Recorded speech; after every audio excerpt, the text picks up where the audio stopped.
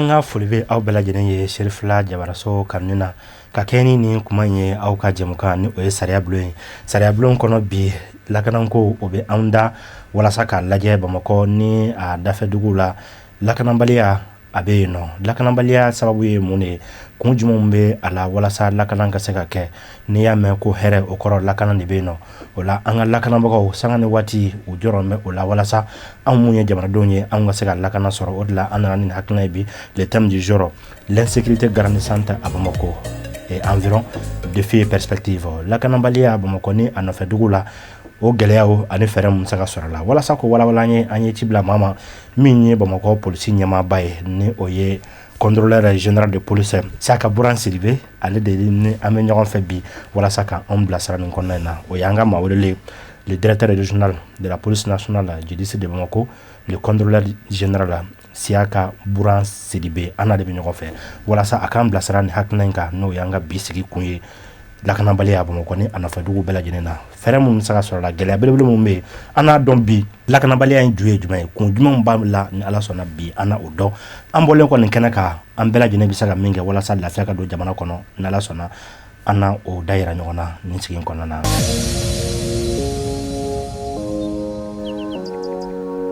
monsieur le directeur ami foki war nyando isonna kana nga e jam kanka wajibi de ngira ba awfo yani nga do kuma kono be an laje jama bela jelen ka bela jelen fo ka an lamen jama femme ba lamen moyen fen na ambolu bela jelen fo ku barkada yani nga do kuma kono tugni be nga famo fo munu yen yamariya kana aw ka kenenga kana nga masala doninge insécurité ka Bamako o folo mi o ye ministre de la sécurité et la protection civile ba fo ka barkada ni roina banga directeur général de la police fo ka directeur général de la gendarmerie ko fo ka directeur général de la protection civile ko fo katla ka chef d'état-major de la garde nationale ko fo o foli e kumiye e bena do kuma konona na parce que enfant am bela jelen farale me nyogon kan ka ke jekulu kelinye pour que vraiment la kana ka se ka sabati Bamako konona na alors yenga foli folo e ko lasima bi e refo ki barkada e ka timina njala ani awe danaya min dan fana kan wole ngana kana ndado ni kuma na bayi ni jama fe kuma ka gele amena do anda bena do fenjamana mo kele hakili mo fla hakili fla mo hakili ti kele nye o bebi ta to monta so mina nan jera ko fonyo yi alors hakka chala fe ala ba on laba amena na kana nyon famia ka nyon demain pour que sécurité nga se ka kele chuba mina monsieur le directeur abi foki wala nyondo ni ne angabi haknai wala sa ka do akono dasera ma chama on yera da masemunuma me lakanamba do nalmala ka fo ni mun belaji nin joro be lakananko la ka damina gardu la ka se gendarme ma polisu fo ka ta se protection civile no saper pombe ye bele joro be nun koina wala directeur ama fe gamin do sisan o de ye na fara ko lakanamba la insécurité mali ko fe e barake jamana were chamanka na misala nations unies na wala sa ka lakana ka sabati jien kono o bi e se ka kuna foni jumendi ama lakana baliya yere ka tabarikala o jaranya lakana baliya lakana yere jumay folo lakana yomi beni haklidu mo chama kuma dono bi se ka fo ka temene kan ka nye ka temene kan amba fo munu fana ma nyini ngalaw le chercheur o fana ye recherche ko afen nunga o bi se ka fen chama fo ka temene kan men ko nga hakli la pratique la lakana yere yomi dembaya tigi anaka dembaya ukadu kaso kashu kaso kuka damuso kaso kashi fema usoro dugu ka je uka wuli bekati ka tagayorola o la kana doye citoyen ikabo ikaso kata barayorola katika barake katlen femi soro ka siramine kana ikaso wulafe ou bien dugu jelen femi soro école ika wuli ka bi ifani ba koro kata école sola ka segin kana damuni herela hakili sigi konona commerçant akata ka barakala ere fonfa kara commerçant ya kara li sénégalaw ya kara bagamarlaw ya kara moningalaw ye mogo ni be buy kaso kata idaire mede nyini e ka buy kaso damuna ani lafiala kata ka barayoro la katla ka segin kana ore be ka buy ika buy kaso katika tlonga yorola ou bien i ka ɲɔgɔn ye yɔrɔw la ou bien i ka politiki sira taamaw la fɛn o fɛn sa n'a ka di i yɛrɛ ye k'a kɛ i yɛrɛ ka voyager ka bɔ dugu ni dugu o bɛɛ lajɛlen ka kɛ damu kɔnɔ fɛn min sɔrɔ a bɛ fɔ de ma ko lakana o ye k'i lakana k'i ni kɔlɔsi ka damu si yɛrɛ ma k'i hakili yɛrɛ sigi k'i yɛrɛ la fɛrɛ a bɛ fɔ de ma ko lakana o lakana min filɛ o ye i da magara la k'an ye effectivement baara kɛ jamana caman kan jamana si kɔni tɛ yen bi i bɛ se k'a fɔ ko nin lakana ne bɛ kan ka fɔ nin fɔcogo min na tan k'a fɔ ko nin sɔrɔlen bɛ k'a di jamanaden bɛɛ lajɛlen ma donc n'i ye o fɛn ninnu jateminɛ sisan hali k'i to i ka sokɔnɔna na su fɛ ka marifa ci kan mɛn kɛnɛma o ye lakanabaliya dɔ de ye parce que a bɛ jatigɛ min si n'i ka denbaya ma a bɛ jɔrɔ min si ma o ye lakanabaliya dɔ ye i ka hali kulekan yɛrɛ mɛn kɛnɛma cogo sugu dɔ la mɔgɔw bɛ bolila ɲɔgɔn nɔfɛ kulew bɛ kan ka kɛ a ye zon bɛn a y'a kɛ tan a y'a faga a y'a kɛ tan o bɛɛ ye lakanabaliya dɔ ye parce que o bɛɛ bɛ jigilatigɛ min se i yɛrɛ ma parce que fɛn min b'a kɔfɛ e yɛrɛ b'a dɔn o ye lakanabaliya dɔ ye mɔgɔw ka taa bi i yɛrɛ y'a fɔ sisan Bamako parce que an bɛna an ka kuma caman sinsin Bamako de kan parce que ne de ye Bamako polisi ɲɛmɔgɔ ye mɔgɔ kɔrɔ tɛ k'a fɔ ko lakanabaliya ye Bamako dɔrɔn ye parce que lakanabaliya in daminɛna k'a juguya kosɛbɛ kosɛbɛ 2012 an ka kɔrɔnfɛ la ani cɛmancɛ sisan a yɛrɛ bɛ dugu kɛrɛfɛlaw la sisan a bɛ Bamako yɛrɛ dugu kɔnɔ sisan kosɛbɛ kosɛbɛ mototigiw bɛ minɛ k'u ka motow minɛ u la u ka sakiw bɛ minɛ u la mobilitigiw bɛ lajɔ k'u ka wariw b'u kun mɔgɔw dalen u ka so u bɛ taa ka taa u ka so kɔnɔna na ka t'u ka fɛnw minɛ u la ka jankata s'u ma ka marifaw ci ou bien ka muru kɛ ka dɔw sɔgɔ fɛn fɛn bɛ baara kɛ warila baara ninnu banki ninnu ani orange money ninnu ani pharmacie ninnu ani hali supermarché an to yɔrɔ o yɔrɔ bi suguba kɔnɔna fan o fan bi n'a y'a sɔrɔ vraiment mɔgɔw bɛ taa ka taa i dahirimɛ ɲini yɔrɔ min na mɔgɔw bɛ taa ka taa i ka damu kɛ yɔrɔ min na hali dumuni yɔrɔ ninnu restaurant ninnu ni fɛn ninnu insécurité sera nin bɛɛ lajɛlen ma bi donc insécurité a ɲɔgɔn ɲɛlen don a bɛ fan bɛɛ État ka baara de don ka fu siri a la parce que o ye citoyen ka droit de constitutionnel mais n y'a f'i ye cogo min jamana si tɛ yen i fɔrɔla cogo o cogo moyen kɛr'i bolo cogo o cogo k'a fɔ k'i bɛ se k'a fɔ ko insécurité ko zéro de bɛ yen o tɛ yɔrɔ si donc kuma ɲɛbila la insécurité ne bolo o ye n'a y'a sɔrɔ sécurité n ye fɛn minnu fɔ sécurité la sisan minnu ye ladamu ye minnu ye k'i hakili sigi i ka so ani ka baara yɔrɔ ani ka taama yɔrɔ n'i ka tulonkɛ yɔrɔ fɛn o fɛn ni dangaralaw la dɔrɔn a bɛ fɔ de ma ko insécurité. Monsieur le directeur nin diyara n ye hali n'a ma fɔ filakan na kɔni bamanankan na an ye caman faamu nin kɔnɔna na mais e da sera nin minnu ma nin ye bi k'a daminɛ Nations Unies na ka na Mali la jango Bamako bi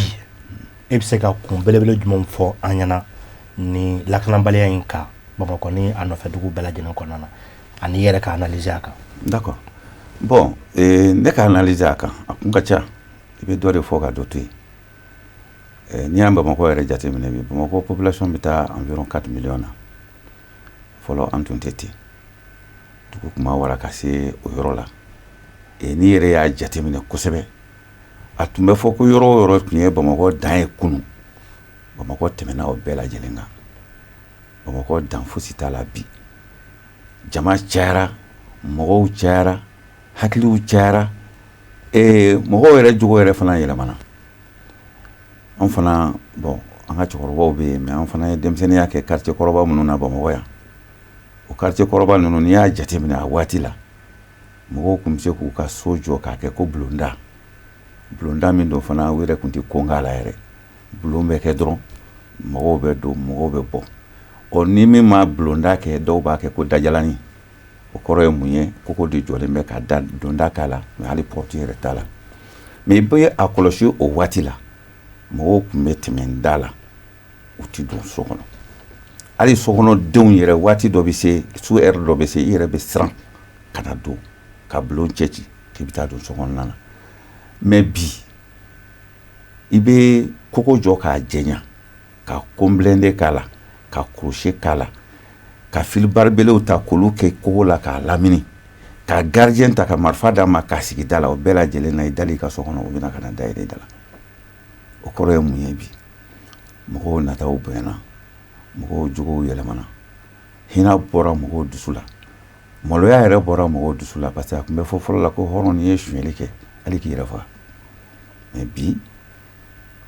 o caman bɛ quartier dɔw kɔnɔ bi an da tɛna maga quartier dɔw la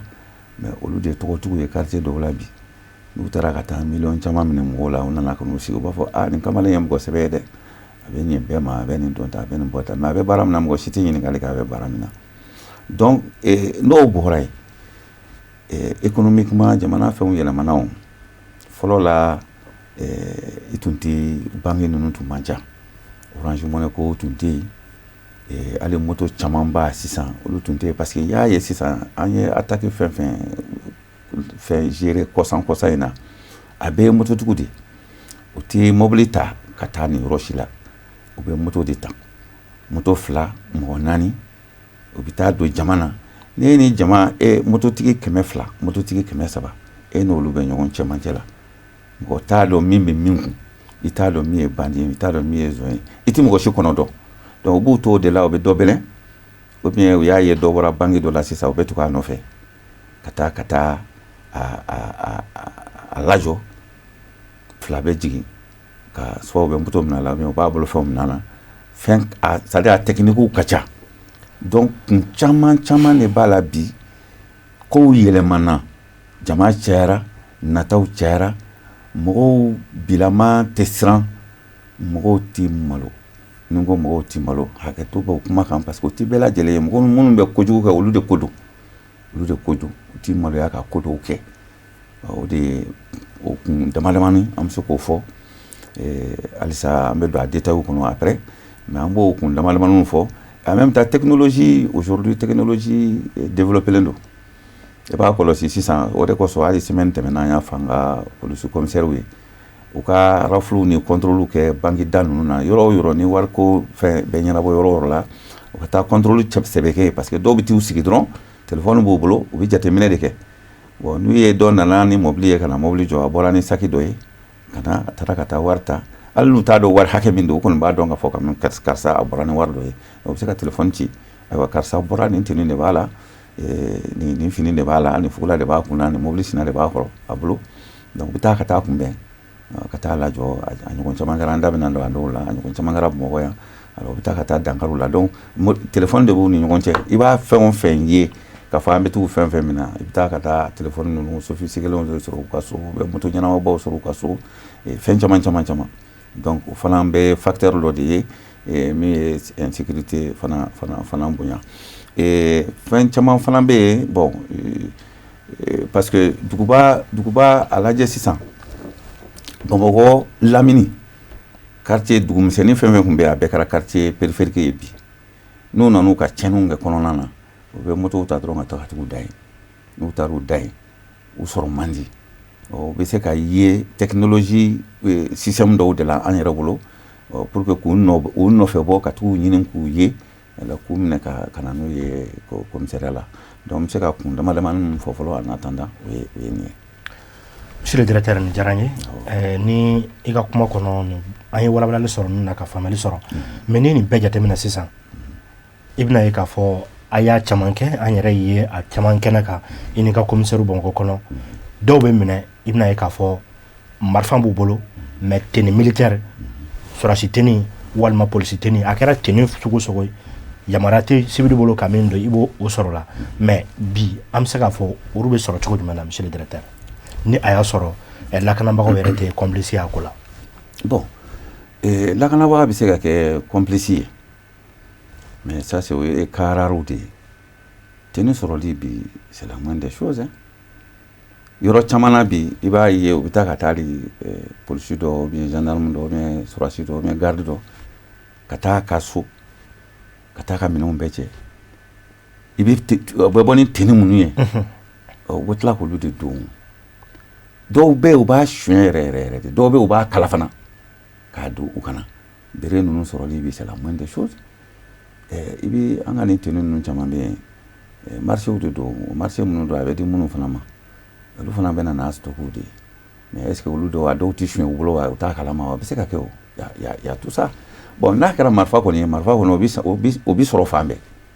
marifa bi sɔrɔ fan bɛɛ bi u bɛ marifa san autorisation t'u bolo ka fara tenue kan ka taga u ka kɔɲɔw kɛ donc tenue sɔrɔli bi citoyen bolo c'est la moindre des choses mais a ka kan ka kɛlɛ de fɛn o fɛn n'a ka surun tenue na an tun bɛ min dɔn fɔlɔ o y'o de ye fɛn o fɛn n'a tun ka surun tenue na hali ni mécaniciens tun y'a dɔn a tun b'a fɔ a y'a galon ninnu n'a fɛn ninnu bɛɛ don yɔrɔ min na a y'u tigɛ ka bɔ a la fɛn fɛn ye min bɛ se ka kɛ polisiya ou bien sɔrɔsiya yɛrɛ taamasiyɛn ye ko k'a bɛɛ de bɔ a la i bɛ se ka don i ka tulonɔgɔ la ni a ye k'a kɛ hayɔn ye mais k'a fɔ ko k'a don a fɛn bɛɛ lajɛlen b'a la ka yala n'a ye o yɛrɛ b'o kɛ kamalenmayakɛlan de ye kɛlɛ ka kan ka kɛ o de la donc pour me résumer a bɛ se ka kɛ k'a fɔ ko dɔw bɛ se ka kɛ peut-être complice ye mais a caman na fini minnu don u b'u sɔrɔ suɲɛli sira fɛ u b'u dɔw sɔrɔ sanni yɛrɛ sira fɛ ala sago i sago. Monsieur le directeur a diyara an ye an sigira nin kama bi walasa lakanako ye an bɛɛ de kungo don maa kelen kungo tɛ bilen jamana kan ka a jamanadenw lakana i n'a fɔ jamana sariya suma bɛ a fɔ cogo min na o la ni nin ye tenue sɔrɔ cogo ye ni an donna marifanko la sisan an b'a caman ye an bɛ ye a caman kɛnɛ kan i ni ka commissaire tenue kɔfɛ i bɛna ye k'a fɔ marifa min b'u bolo o marifa ninnu tɛ pistolet automatique ye minnu bɛ dilan anw fɛ yan o ka ca la mais bi est-ce que o marifa dilanna ninnu yamaruya b'u bolo walasa u ka se ka marifa dilan jango a bɛɛ tɛ dozo marifa ye fɔ pistolet minnu bɛ bulon kɛrɛ la o caman bɛ k'u bolo est-ce que yamaruya bɛ nin dilanbagaw bolo. bon n bɛ se ka min fɔ o yɔrɔ la an ye marifa caman minɛ Bamakɔ kɔnɔna na Bamakɔ tun kɛra maramafɛnw tɛmɛ siraw ye douaniers b'a minɛ gendarmes b'a minɛ policiers yɛrɛ b'a minɛ a b'a caman ye a caman bɛ bɔ hali jamana wɛrɛ la ka na Mali cɛ ci ka taa n'u ye centre la dɔw bɛ taa n'u ye même nord yɛrɛ la a dɔw yɛrɛ fana bɛ bɔ nord yɛrɛ la ka na kariw kɔnɔ duguma kariw kɔnɔ dɔw bɛ na camions na dɔw bɛ na motow yɛrɛ la fo Bamakɔ yan min ye atelier ninnu ye m'a dɔn n'aw hakili b'a la an ye maramafɛn caman minɛ waati dɔ la ekɔlidenw ka kulu sanfɛla la Badilabugu 4e mɔgɔ ne yɛrɛ taara ka taa a kuma lasew kɛ a donnama kama an ye marifa fɛn fɛn sɔrɔ a bɛ ye marifa fabrication locale ye mais u b'a améliorer parce que marifa sɛbɛ minnu bɛ bɔ Chine ninnu ni Roumanie ou bien Russie jamana kan olu caman bɛ yen Italie u b'u ladege bon n'u y'u ladege atelier de b'u bolo u bɛ ka taa a fabriquer mais à l'origine i bɛ taa sɔrɔ autorisation dɔ b'u bolo mais autorisation min b'u bolo o ye ka réparation de fusils de chasse ou bien même fabrication de fusils de chasse o b'o de yɛlɛma ka n'o kɛ fabrication d'armes à feu ka na a yɛlɛma yɛrɛ nature yɛrɛ yɛlɛma donc marifa sɛbɛ u yɛrɛ bɛ sɔrɔ ka kisɛ yɛrɛ dilan fana a la a atelier ninnu na généralement an b'olu caman minɛ k'olu déférer u bɛ taa devant le tribunal an y'o caman kɛ kɔsan yɛrɛ la 15e arrondissement y'a dɔw minɛ an ye marifa min sɔrɔ a la a bɛ marifa 15 bɔ ka atelier in yɛrɛ minɛ k'a bɛɛ cɛ ka na a siw ni a marteau ni a fɛnw bɛɛ lajɛlen k'a bɛɛ cɛ ka na n'a ye commissariat la bon k'u déférer ka taa tribunal la an y'o kɛ y a pas très longtemps donc n'u ko autorisation b'u bolo u bɛ se ka autorisation dɔ sɔrɔ mais min bɛ autorisation kɔnɔ a n'u bɛ min kɛ o tɛ kelen ye en tout cas an ye min kɔlɔsi o y'o de ye. Monsieur le directeur jaabi ninnu ɲɛna an b'i fo mais bi ni an ye nin bɛɛ lajɛ est-ce que min ye baarantanya ye denmisɛnninw bɛ tila kalan na baara t'u bolo est-ce que o caman nɔ tɛ barakage la bi ni o ye ka taa marifa dɔ mɔgɔw la ka o jigi ka b'u ka moto kan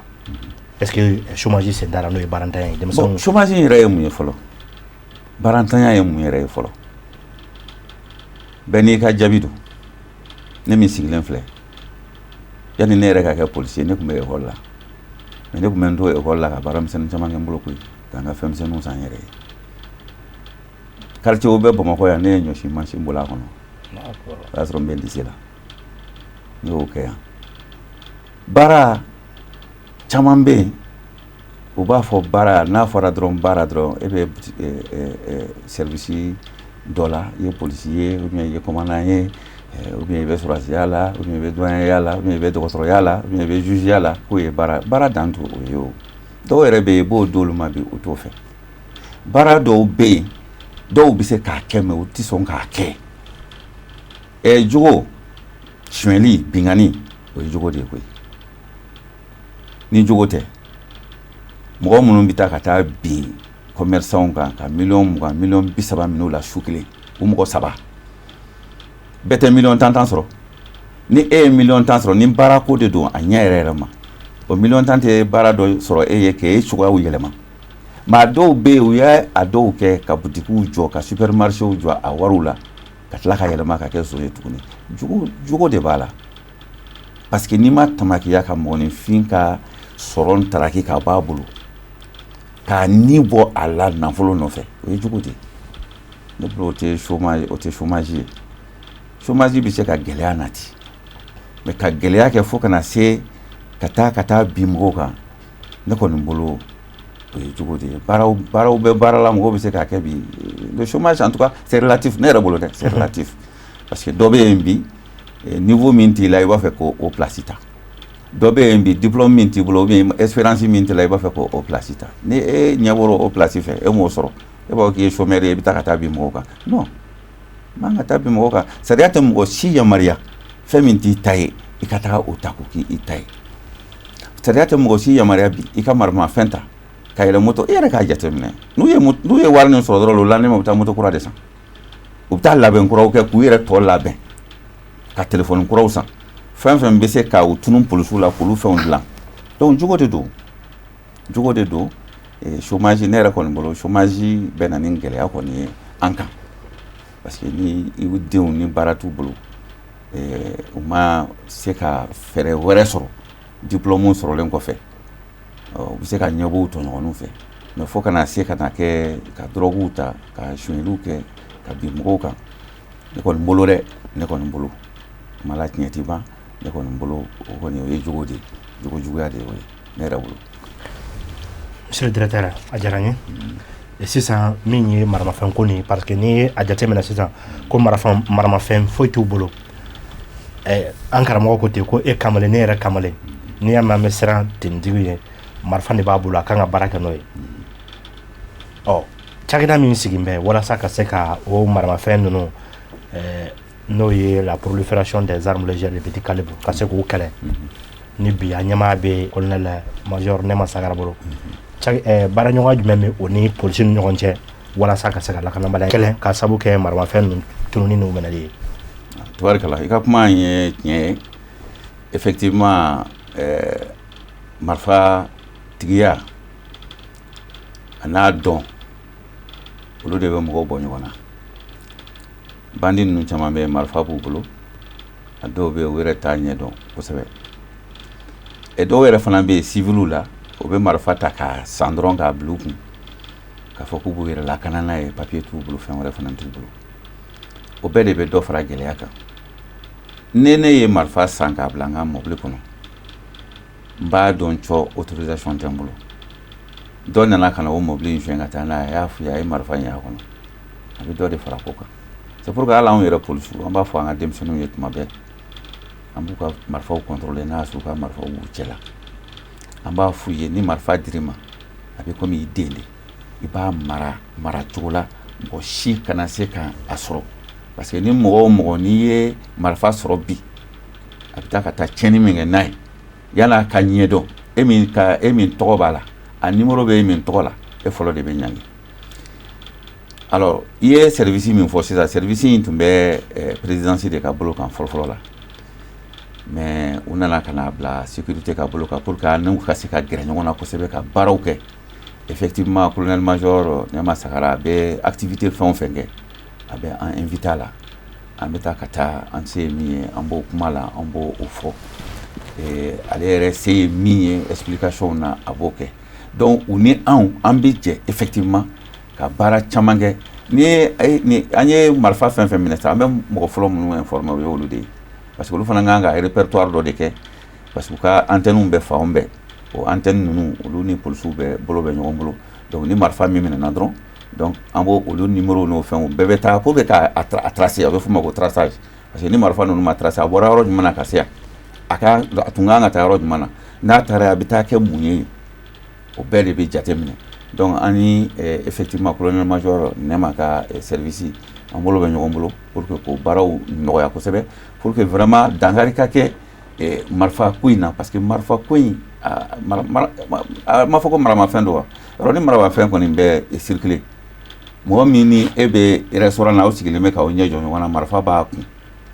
e t'a dɔn marifa b'a kun a bɛ kan k'e bɛlɛn e t'a dɔn k'a fɔ a bɛ kan k'i bɛlɛn i wulila dɔrɔn ka taa du i ka mobili kɔnɔ na ka na ka dankari la donc ni fɛɛrɛ ma sira la ni fu ma sira a dan na a bɛ a kasara ka bon kosɛbɛ donc ni service ni anw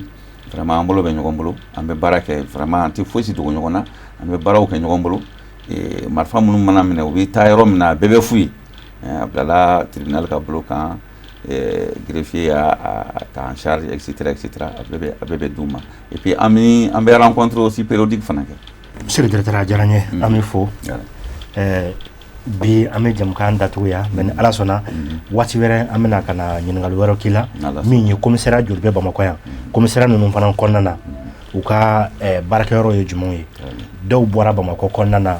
dɔ bɛ yɔrɔ caman Kalabankoro bi an bɛna ɲininkali kɛ nin bɛɛ la ni a y'a sɔrɔ lien de collaboration bɛ u ni Bamakɔ polisi ɲɛmaayaso cɛ i n'a fɔ commissariat bɛ fɔ 17 na bi cogo min na an bɛna o bɛɛ kibaruya ɲininkali k'i la ni Ala sɔnna sigi wɛrɛ i ni ce i wele la ka na anw ka plateau kan ne de b'aw fo ka sɔn ka na ne de b'aw fo malgré le programme merci beaucoup vraiment b'aw fo k'aw barikada a diyara n ye i Sidibe merci o de bɛ dan sigi an ka bi jamukan na Sariya Blon kɔnɔ min bɛ lakanabaliya kan an b'a latigɛ aw ɲɛna k'a fɔ ko ɲininkali tɔ caman bɛ senna bilen minnu sigi wɛrɛ ni Ala ye dɔgɔkun wɛrɛ yira anw na an nana sigi walasa ka directeur ka ɲininka o la a ka se ka anw bilasira ni o question ninnu jaabi nin bɛɛ lajɛlen dɔra gɛlɛyaw la fɛɛrɛba jumɛnw bɛ yen nɔ sisan